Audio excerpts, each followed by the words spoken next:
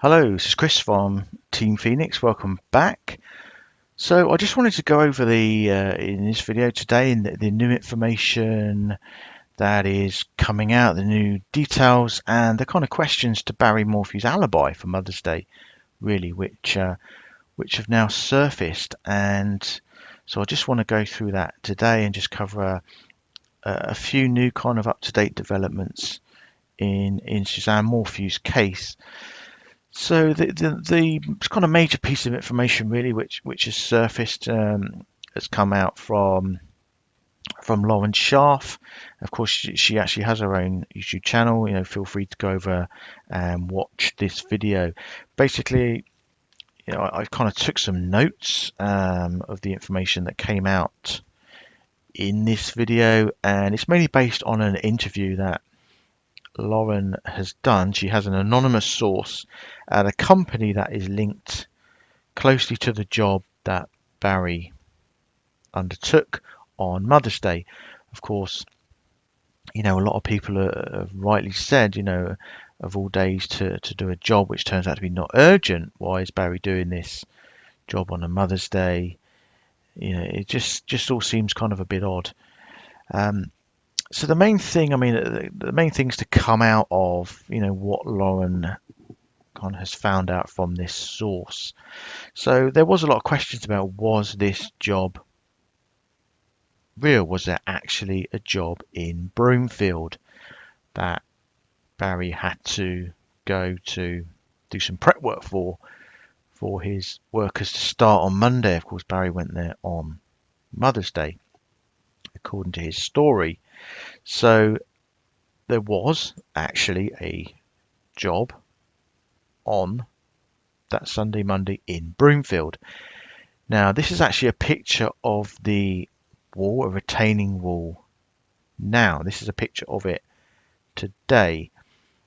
Now, one of the major things that came out from this new information from Lauren Scharf is the companies behind the job. So there was actually a general contracting company called Garrett Construction LLC, and they hired a subcontracting company by the name of EA Outdoor Services LLC, and they are based in Indiana.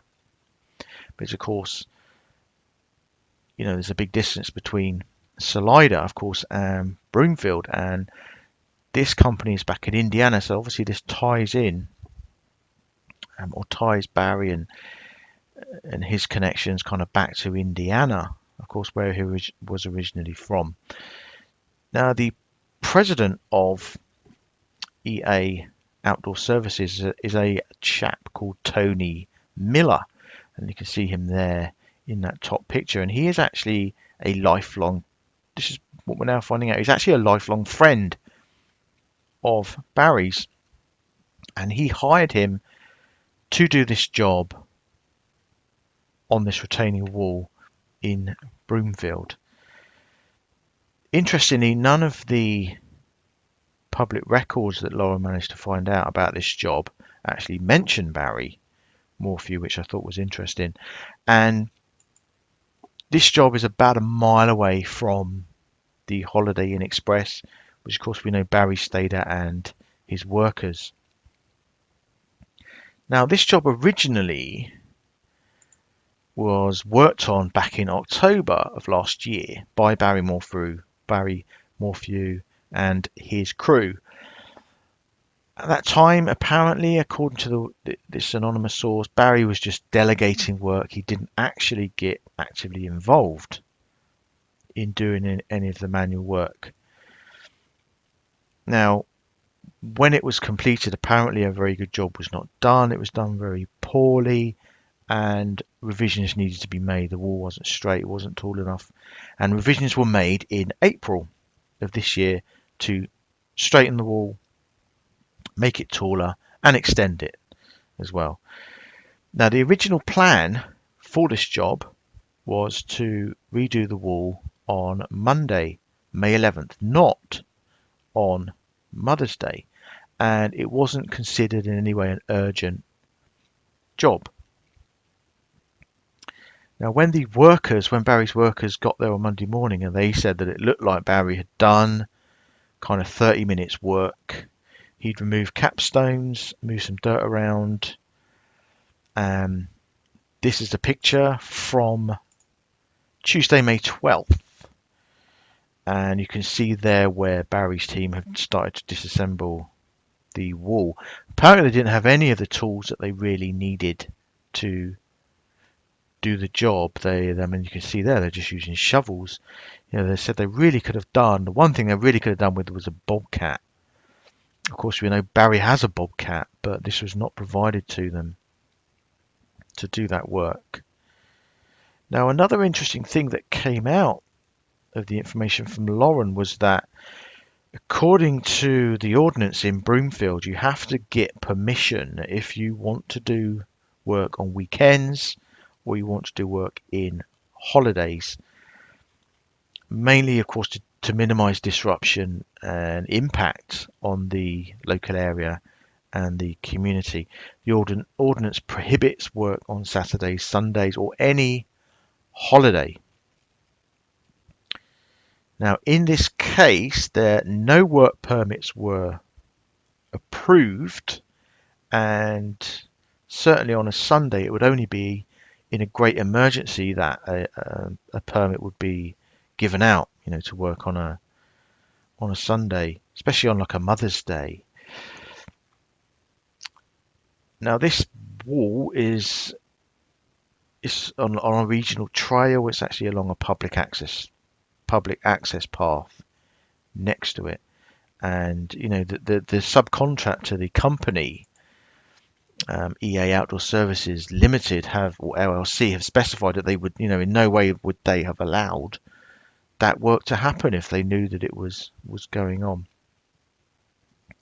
Now, Tony Miller, the president, he apparently was asked on Tuesday, May 12th, who was working on that job, and Tony was kind of convinced by what people were saying that those workers must have done something to Barry's wife. Maybe they had abducted Barry's wife. That was kind of the impression that Tony Miller, the president of the subcontracting company, kind of got. He was kind of thinking along the lines of these workers must have done something to Barry's wife. Now, also to do with that job, apparently a block was supposed to have arrived on Monday afternoon, but didn't. As I say, they desperately needed a bobcat. They didn't have the tools, and this is all stuff that Barry should have known, because obviously they did the work back in October of last year. Apparently there was no order made for this block, and one of the really important things that came up is that in this kind of situation, the subcontracting company, EA Outdoors, would have provided an inspector, a daily inspector, to kind of inspect the whole thing. They would take samples of the soil and stuff like that. None of that was done. None of that was set up. Now, the wall was redone. As I say, this is the wall today. It was redone in end of May and August of this year. But interestingly, the original footings to the wall were left in place. They were never dug up.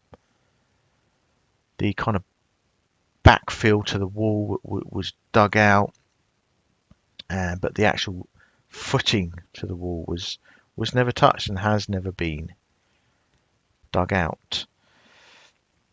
And as far as they know, CBI haven't been out to inspect that wall. Nobody's been out to that site. So I thought that was kind of interesting. Now, all of these kind of things really, articles are now kind of, this all kind of raises questions surrounding Barry's alibi. Why is he out on a Mother's Day prepping a job that, one, he shouldn't be doing because he hasn't got the permits to do it, he hasn't got the permission to do it, according to the Broomfield Ordinance. Two, it's a non-urgent job. There's no reason for it to be so rushed. And three, why of all days on Mother's Day? It just does seem strange, and a lot of people kind of saying it doesn't make sense. And then you got the subcontracting company that actually employed him to do this wall, didn't even know he was out there. Like they say, they wouldn't have given him permission to do it if they had known. Now, we also do know that a specialist dive team, Adventures with Purpose, they actually have their own channel as well. They've actually been out and they've been actively searching. They've searched several bodies of water, an old mine, and I think they've been basing some of it on readings that psychics have provided. And it said that they were hoping to search bodies of water between Salida and Denver. Don't know exactly which bodies of water they've done or whether they wish to do more. I mean, obviously, the fact that Barry left Salida at 5 a.m. on Sunday morning and he's then working in Broomfield, you've got that whole distance between Salida and Broomfield. Potentially,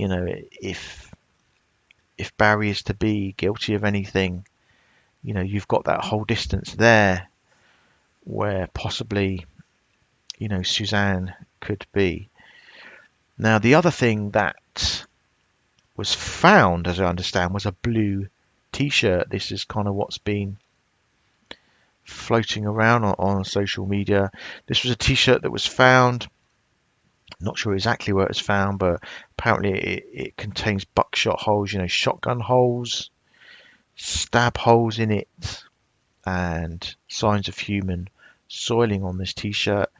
As of yet, don't know if it's got any connection to do with the case, but obviously, it's an interesting find, and I think it was there for quite a while, and I think it took quite a lot of persistence for CBI to actually take it into account.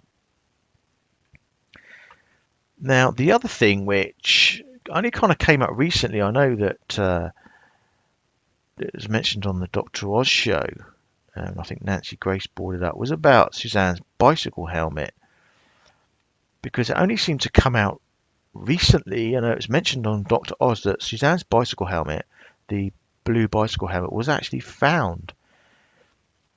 And we can actually go back to an article. This is the Gazette, and this was on, I believe this was in September, and it does actually mention in here.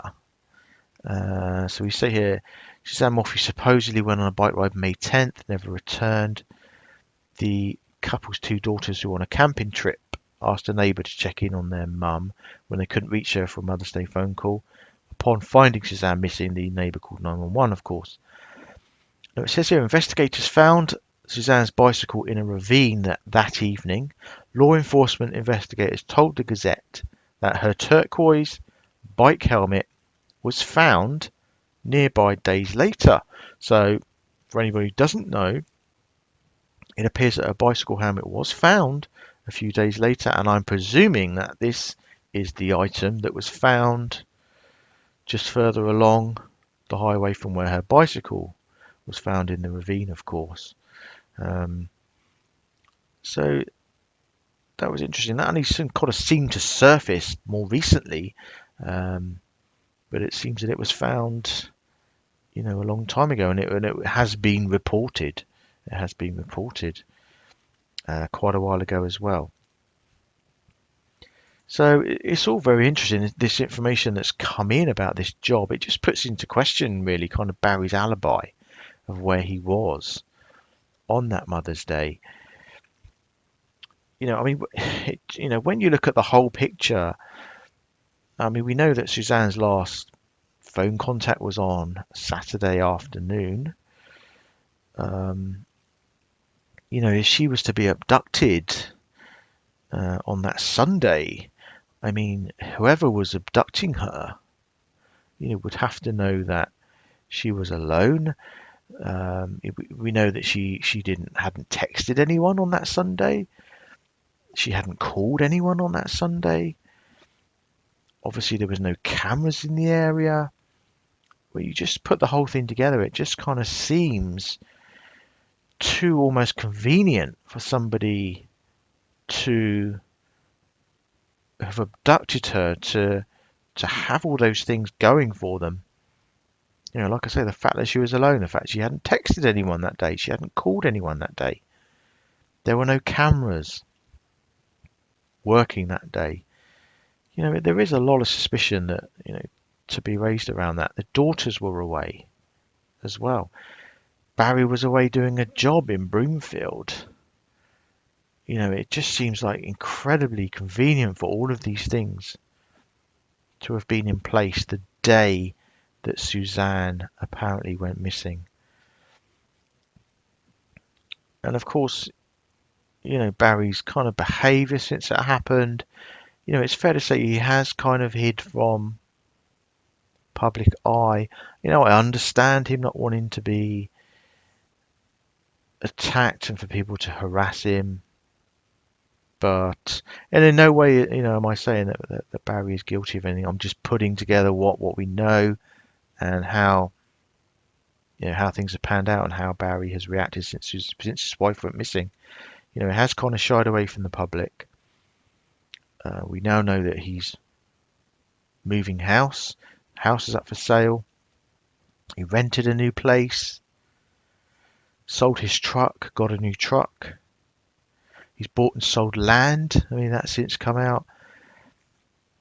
And he sought guardianship as well over Suzanne, over his wife who's missing. It's all things that quite rightfully should be all put together and looked at when you look at this whole case. So some very interesting information kind of coming out for you. I mean, we're now incredibly coming up to 6 months. It'll be the 6-month anniversary in a couple of weeks. It's just incredible how quickly time passes. And I mean, the sad thing is that the weather now in Colorado is going to make searches for her in that area so difficult. Well, probably almost impossible. But if I hear anything further, any new information that's coming in on this case, then I will let you know.